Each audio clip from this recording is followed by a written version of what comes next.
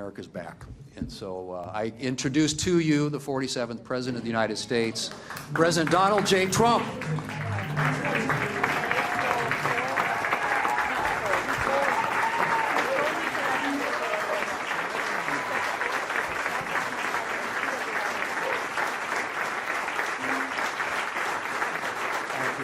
Thank you, everybody.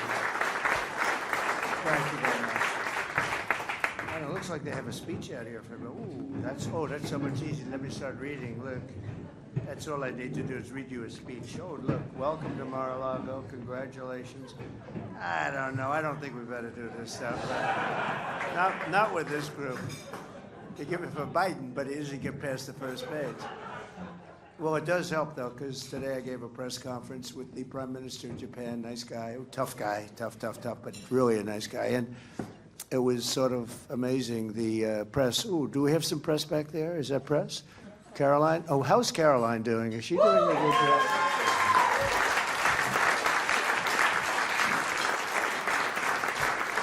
She is doing a great job. Good. Well, for the press, for the media, I just want to tell you that these are senators, and some of funders are outside. They didn't get in, actually, which is amazing what happens when you win. You forget them, isn't it terrible? But now we have some great funders, and they were upstairs, and they're having a meeting of their own. Just they feel so good about this win that they actually got together and said, what are all you guys doing? They're just people that gave money to the campaign, and they're here just to have fun together. There's about 30 of them, and I said, come outside and see the people you got elected. And some of them are tremendously successful people. WeatherTech, a company privately owned that only makes this product here, doesn't want to go to other places to make the product. It's a great product. David, and so many other people. And I said, come down, and some of you have probably said hello to them, but I guess they're up eating by this time. But I just want to say that it's been amazing. It's been an amazing period of time. We've had some fantastic races. We have some people in this room who won races that were very difficult to win. Tim, and we have, where's my friend from? Where's Bernie? That was a tough race, I'll tell you. Bernie, they weren't giving you a big shot. I went up with Bernie, and I went up on a Friday night just before the primary, and I said, this is the worst weather I've ever seen. It was the windiest day I've ever seen. The teleprompters blew off the stage. I actually got, before I even started, and it was a wind, like a tropical wind in Ohio, and it was brutal, right? Remember that? And I said, well, we're all by ourselves up here with about 50,000 people. But I said, you're going to win that race. And he won the race, and he did great. He did a great job. And David was great. How about that? That was, I don't know, where is David? David, with his great wife, who was with me for a long time. But, you know, that was a tough race. That was incredible. I thought, you know, maybe, I don't want to say it, but that might have been the toughest of all. You know, when you have a father that was there for 26 years, and a son that's been there for 24 years or whatever it is, that's not easy, and you did it, and you did it under a lot of pressure, too. You were under a lot of pressure. He was actually in the field in Butler, when Pennsylvania, when we had that terrible incident, and I saved his life because I said, David, come on up. No, you know what, David? Stay there for a little while. And then I said, let me see the chart. And I looked over to the right. If he would have come up, he would have been maybe not here. So I saved your life by saying, don't come up. I said, come up later. That was a good moment. He looks back, he says, that was a good moment. But I just want to thank everybody. You've been incredible. You've done incredibly. They've lost their minds. The Democrats have lost their minds, and they've lost their confidence. They have very little confidence. They are different people, and they look foolish. Today they tried to break into the Department of Education just because we want to go and check the books.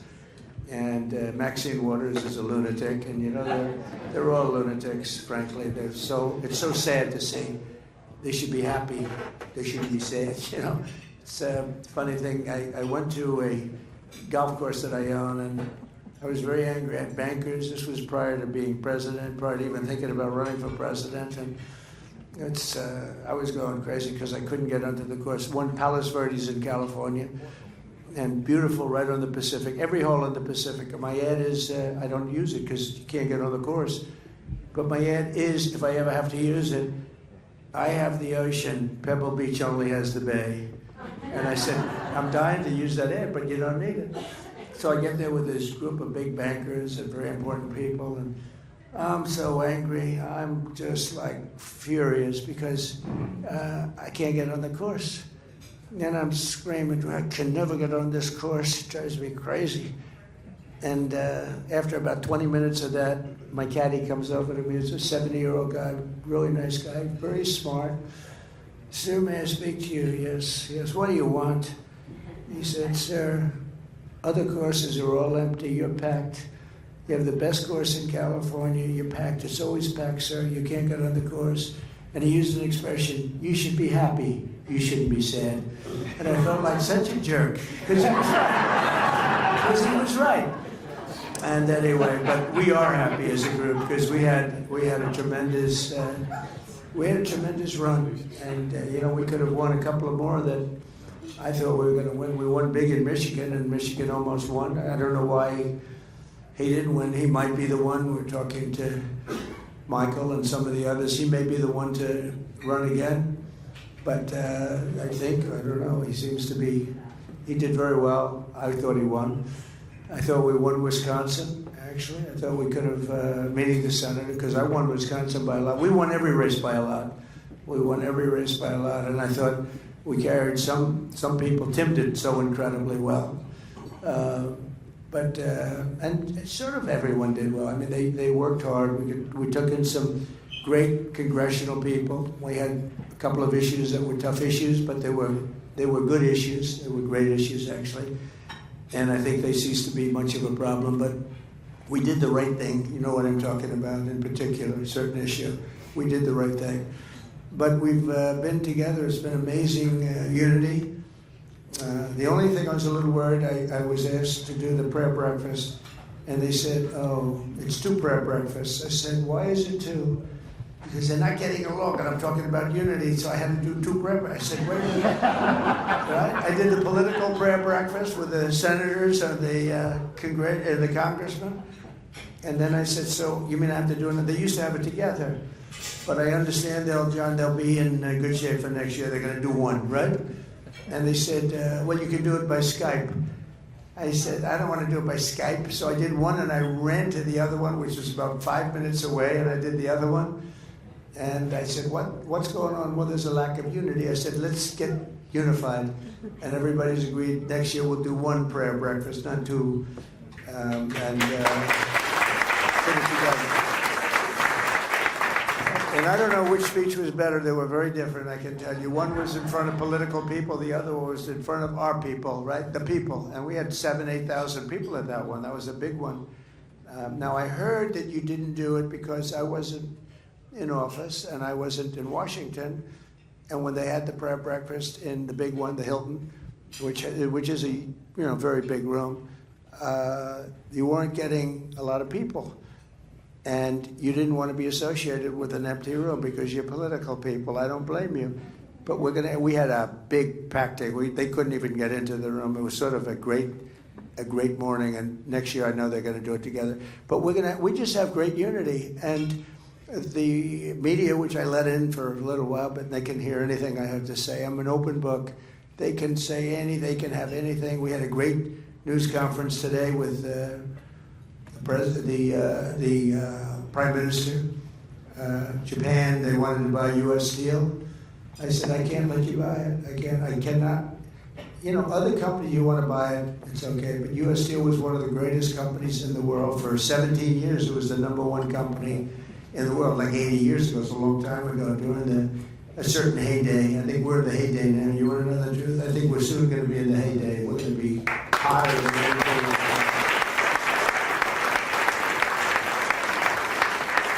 And I told them 2 weeks ago, they came in to see me, the people from U.S. Steel, with some Japanese representatives, and I said, I can't let you have U.S. Steel. You cannot buy it.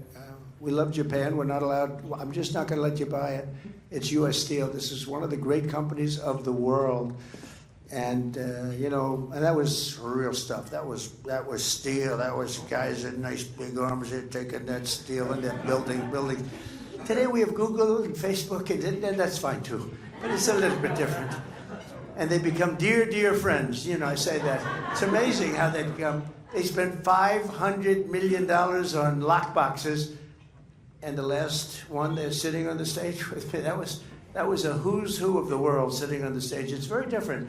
The first one, I didn't have a lot of support, but I had a lot of people's support. But we did great. Then we had the second one where we did much better. We got 10 or 12 million more votes, and we did phenomenally on the second one. But then we said, look, we did great, but a lot of bad things happened. Very terrible things. Terrible things. And look what happened to our country because of it. But then I said, we got to do it again, but we're going to make it too big to rig. And if anybody here thinks they didn't try, they tried like you wouldn't believe. But it was just too big to rig. They walked away. 9:02 in the evening, they knew it was over. There was nothing they could have done. And that's what we had. We had an election that was too big to rig. And it was such an honor. We won every swing state. We had 7. And remember, John, they were talking about, well, maybe Trump could win 3 or 4. We won all of them, and we won them by a lot. It wasn't close. None of them. We had a lot of good things. No tax on tips. That helped me in Nevada quite a bit. I hope we're going to be able to get that, okay? Got to try and get it. Very important. Some of the things that are very important, I think, is the 1-year deduction, where you can do something in 1 year. No, we haven't. A lot of people haven't been talking about that. I can tell you the first one that was so big, where they go out and they invest and they're allowed to do the 1-year deduction. That really revved up. And I've had so many people say, could you do that again? People were doing jobs that they didn't even want to do. Building jobs, creating jobs and building jobs.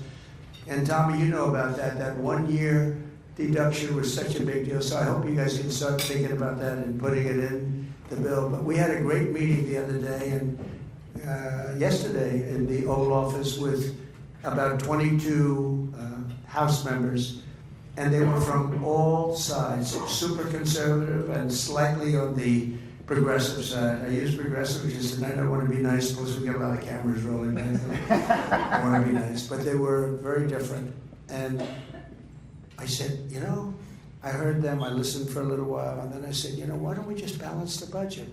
Why don't we cut certain things and balance the budget? Don't touch Social Security, don't touch Medicare, Medicaid, just leave them alone. Now, there are people that are illegally in there, because we have a lot of illegal immigrants that have found their way in, and we just can't do that. We just can't do it. But just let's see if we can balance the budget. And they started screaming and shouting. And within about an hour, it was amazing what they found $750 billion in the Green New Scam. And commonly referred to as the Green New Deal, conceived of and dedicated by a young lady who never studied the environment, who knows nothing about the environment, who was a semi-poor student, not a good student, who's not particularly smart, but has some magic. I actually said I watched her campaigning when she campaigned the first time in Queens, because Queens is my territory. I grew up in Queens. And she was running against a friend of yours, Joe, right? You know Joe. And Joe was going to be the next speaker, right? He was going to be the next speaker. It wasn't going to be Nancy Pelosi, who was probably one of the most dishonest people. She became a rich person. She never was anything. She was a politician, and she's worth now $100 million, $125 million. How about the one where she sold her stock a couple of months ago in a company that announced everything? She had the company for years, and then she sold the stock, and the following day they announced that that company's under major investigation and the stock crashed. Nothing happens. Nothing happens. They're crooks.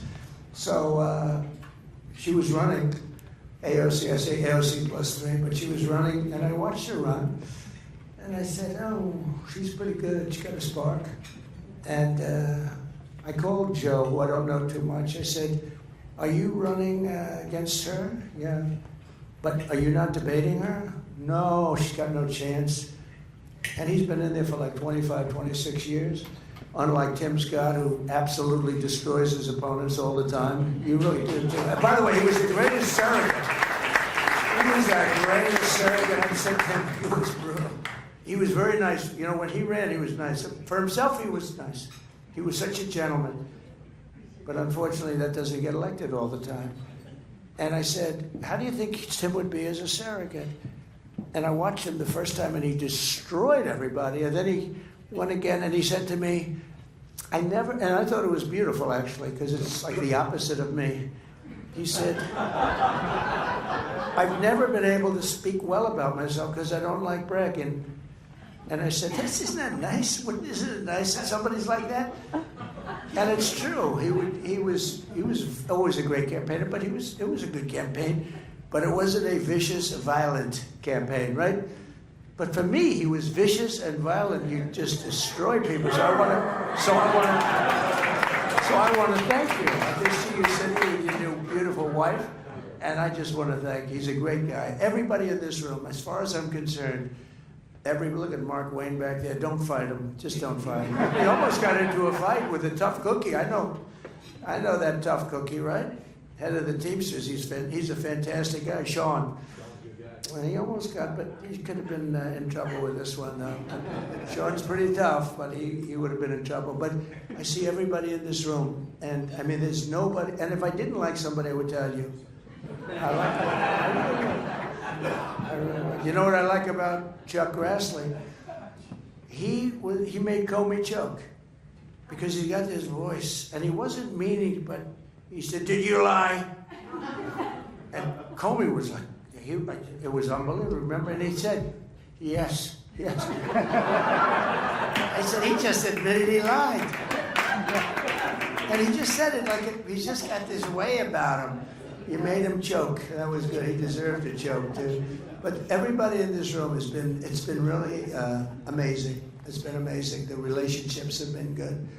And we don't always agree on everything, but we get there. We had a couple of people that had to get a little bit, they had to study a little bit further to get some of our nominees. I think you're going to find our nominees are very good. I think it's very important. You know, when we talk Bobby Kennedy, I think he's up there having dinner tonight. It's very interesting, but he's a good person. And he's not a radical. He said, you know, I'm getting sort of this reputation of being anti-vaccine and everything else. He said, I'm not anti, and I understand through the campaign that his kids had vaccines and all. He said, you know, I grew up in a slightly political family. Would you say that was the Kennedy? He said, I grew up in a political family. I mean, I'm not a crazy person. I'm very moderate in a certain way. And I never forgot that, and I think it's true. But I think we need somebody like this, and Dr. Oz working with him, because if you look at autism and you go back 20 years, I think it was like 1 in 10,000 children. But actually, I think the number is even higher than that. 1 in 10,000, 1 in 20,000 children had autism. And now it's 1 in 34. What's that all about? 1 in 34. And I think we really got to get to the bottom of it. I really believe we're going to figure the reason. I don't know, maybe it's pesticides or maybe it's something, but we're going to figure the reason. We spend more money on food, on cleaning it, on spraying it, on doing all this stuff, and we're going to find out what it is. But I think we probably needed somebody that, you know, that's a little bit outside of the box, and he's also very popular outside of the party. I mean, if you look overall, I mean, very, very popular. And people gave him great support. But I just appreciate the people that got there.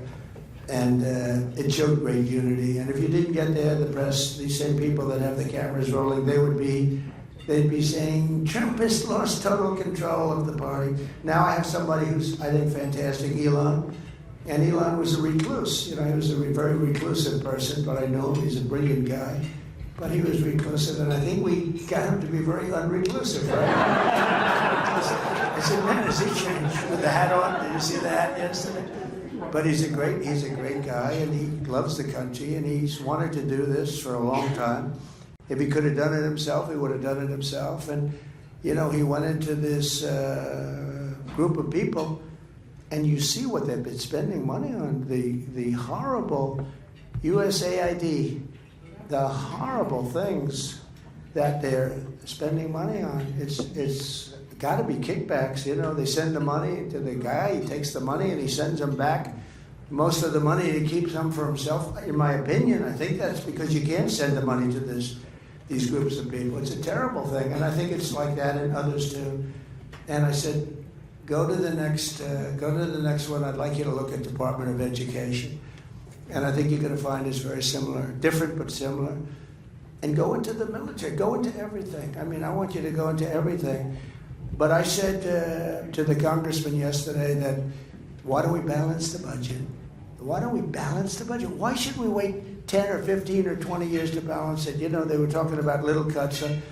We can have big cuts that don't affect anybody, waste, fraud, and abuse. And we're finding it now. That's one of the beauties of what Elon's doing. He started with a group of 25 super geniuses. They wear undershirts. They look like, I look at them. I said, but then I realized he's got 182 IQ. That's what we need. And they go in and they'll ask people that aren't nearly as smart as them, why is it that you made this ridiculous paper? Why is it? And the guy gets all tongue-tied. He can't talk because he's against somebody that's much smarter. And it's amazing, actually, what they've exposed. And to a level where they cut 97% of the people out. The whole thing is a scam. And you look at some of the people working there, they're very political people, they're relatives, and it's just terrible. But you're going to find that elsewhere. And then I think we're going to see something tremendous with respect to the tariffs because, you know, other countries tariff us, so we don't tariff them. And with Lindsay, I don't know if you remember the conversation, Lindsay, but I had a conversation with Lindsay, who's so talented on so many things, but I would say finance, he's less interested. No, he's very, look, he gets it, but he's less interested. And I said to him, you know, certain countries, they charge us a tariff, and I want to charge them the same thing, and I like that, and I want to charge them the same thing. I said, so let's get this straight. They charge us like 100%, we charge them nothing. I said, that's right. I said, so you want to charge them 100%? I said, I want to charge them whatever, if it's 80% or if it's 25%, Lindsay looked at me and goes, you got my vote. And it was very simple. And he's a great guy, and he's running for office, and I'm going to endorse him, and he's going to do very well. I think he's going to do very well. Well, we're batting, I think, with 299 and 0 in the Republican, but you know what? We're 355. Brian Jack, where's the great Brian Jack? 355 out of 350 of general elections. We won, I think, 234. That's not bad either. But with the Republicans, it's been almost flawless. So I think, let's not congratulate Lindsay yet, but I think you're in good shape, okay? He's been a fantastic, in my opinion, a fantastic senator, and he's a nice guy. He's a little more left than I am, a little more left than you are, but he is a great guy, and he's going to have no problem. So I appreciate all of the unity. I appreciate this tremendous support. There's Doug Burgum as an example. What a great, he was fantastic. And Catherine, thank you.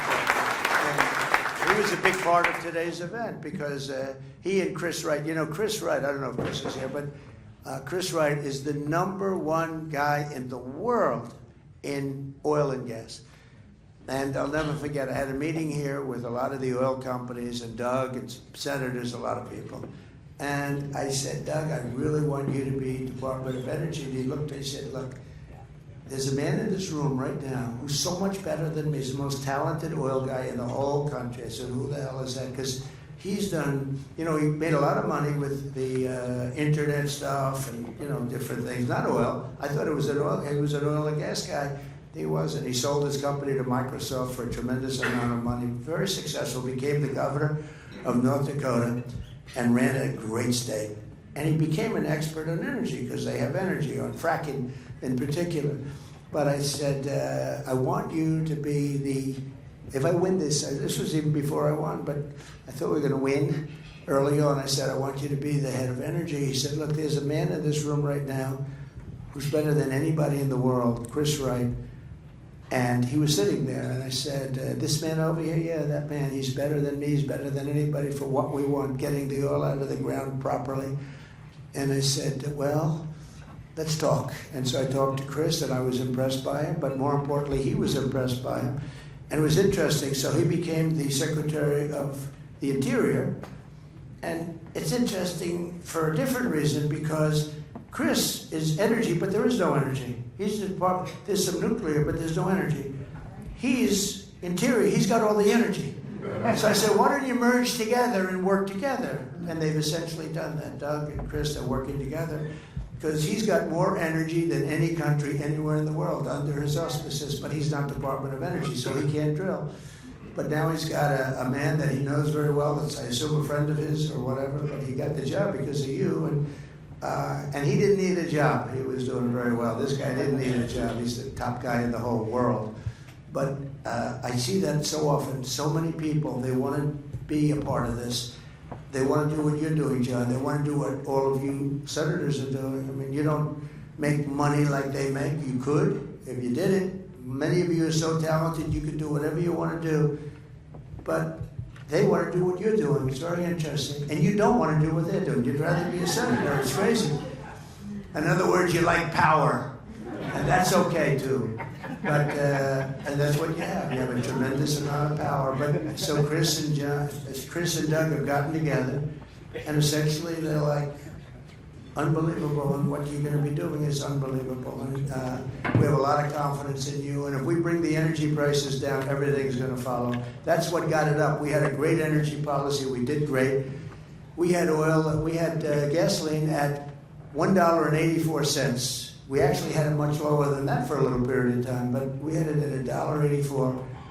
And then they took my policy and they really messed it up. And then they went back to my policy. You know, they always said, well, we were drilling just as much. What they don't say is, if I were there, we would have been double or triple that number.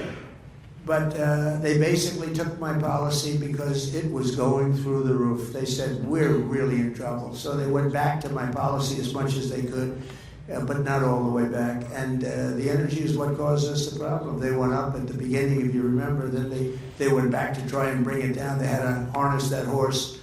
But they went back, and it went up, and it went up really dramatically. And that caused everything else to go up. And energy goes up, and energy, when it comes down, we're going to bring a lot of things. So we're counting on you guys to supply and demand to bring that cost of energy down. You bring that down, and everything else is going to follow. All of the cost of food. I hear so much about the word groceries. I used to use groceries a lot on the trail. A word, it's like sort of an old-fashioned word, groceries. But groceries is the word that's the most accurate word. And the price of groceries went through the roof. Bacon was levels like nobody's ever seen.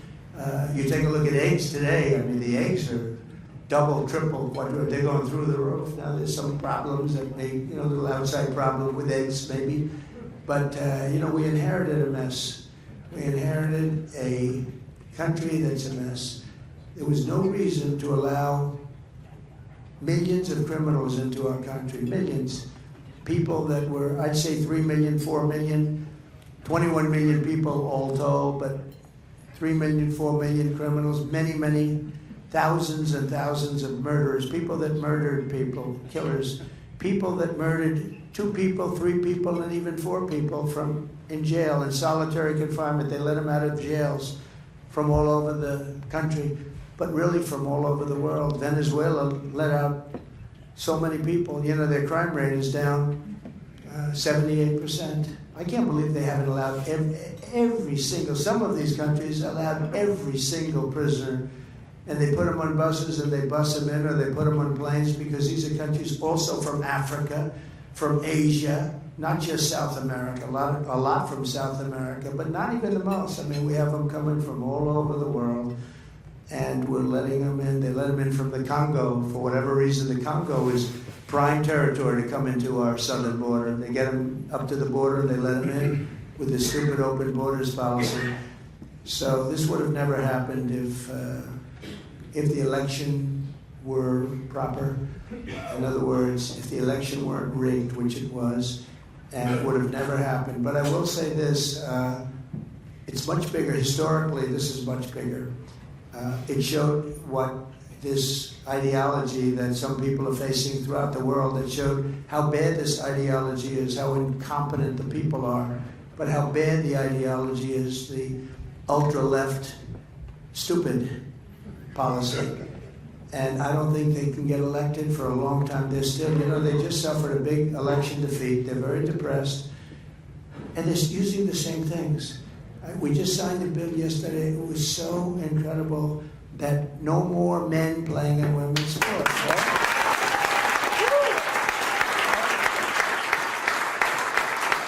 And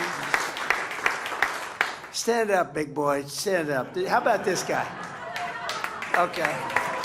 Now I'm using him as, he was a great player. He played in the Jets for, 10 years? Ohio said, is he going to play in sports with his wife? Wouldn't that be lovely? She's the size of his leg, maybe somewhat smaller. The whole thing was ridiculous. You saw I was reading off some of the stats yesterday in the room, and I said there was a long-distance race. They had the best female racers and the best male racers, long-distance running race. And the man won by 5 hours and 24 minutes. I mean, that's not... The greatest, though, are the weightlifting records, where they break the record, a record that stood for 18 years, and they'd go and they'd put a quarter of an ounce here, a quarter of an ounce, and I'd go, and they couldn't quite get it up, and this guy came in, and he was a poor man weightlifter, not a good one. He was at the lower realm of weightlifting. He goes up, boom, and he ends up like 127 pounds more. He was a bad... It was one of the worst. I don't know, maybe that's why he decided to transition, as the expression goes. I got very good at that. I have to, because if I make a mistake, these guys are going to get me in big trouble. We're perfect. Susie will get very upset with me if I make a mistake. And by the way, Susie deserves a great round of applause.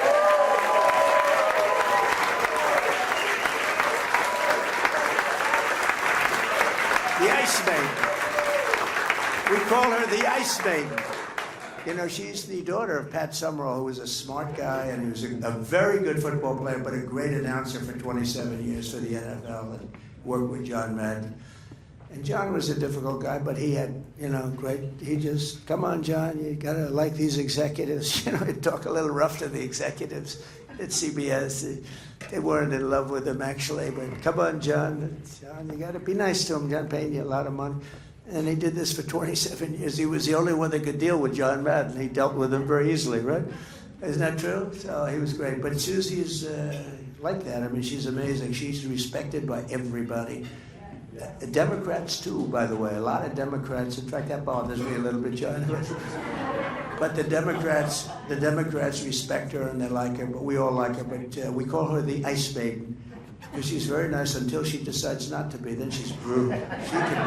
She can be brutal. But we ran a perfect campaign. We did that final 3 months, 90 days. I didn't sleep. We did speeches every day. We did rallies. We did 3 or 4 rallies a day, and sometimes the last 3 days we did more rallies than anybody could believe. And they were packed. We went up to Milwaukee. We had 28,000 people in that beautiful new basketball arena. We used the basketball arenas, but they were way too small. We went to Madison Square Garden. We could have sold it out 10 times. The people went all the way back to Fifth Avenue and all the way down to the river, which is 5 blocks down. And I don't mean a line, I mean just massive crowds. The owner of the Garden, Jim, he told me he's never seen anything like that. And with all the big sporting events and championships and everything else, they never had anything like it. So I just want to thank everybody. It's been an amazing run. We did a good job for you, and you did a good job for me. And we have some incredible, talented new people in the party. And we're going to work with you. We've raised a lot of money that we're going to be using on midterms, and we've raised a lot of money. I did something that I don't think anyone's ever done before. I said, listen, we just won. And see, the good thing about not having done this so long, John, is that I come up with ideas that nobody else has thought of. Usually when you win, you let your people rest, your donors rest. And you let them rest for 2 or 3 years, and then you're going to run again. If it's a congressional race, you let them rest for at least a year, year and a half. So we won, and everybody was euphoric. Everybody, they were so happy. And I called up Meredith. Where's Meredith? I said, Meredith, where are you, Meredith? She's incredible, thank you. And I called up Meredith. I said, Meredith, this is the morning after the win, so everyone is so, I said, call the donors and ask if they'd like to make a major contribution. Sir, the election, it's just like 8 hours old. I said, that's all right. And we raised over $500 million very quickly. Yeah? 500. And the people were so happy. They were happy to do it. We could have waited 2 years, but, the press will beat us up for 2 years. And you don't know, maybe they wouldn't have been as happy. But I think they're going to be happy because because we become the party of common sense. And when you have common sense and when you are the party of common sense, we're going to do well for a long time. We're not going to do badly in midterm. A lot of people say, you always will do badly in midterm. I don't think there's any reason for that. These people were fighting. When I did the thing with the men playing in women's sports, I watched today Democrats fighting me on this. They don't learn, and I hope they don't learn, because, they're still with the open borders. We want open borders. Open borders are never going to sell. Men playing in women's sports, transgender for everybody, it's never going to sell. And they haven't changed, they haven't learned. And frankly, I hope they don't play this, because I hope they don't learn, because we have to beat them, and we're going to beat them. And I just want to thank everybody in the room. Everybody in this room is fantastic. Thank you very much. Thank you. Thank you.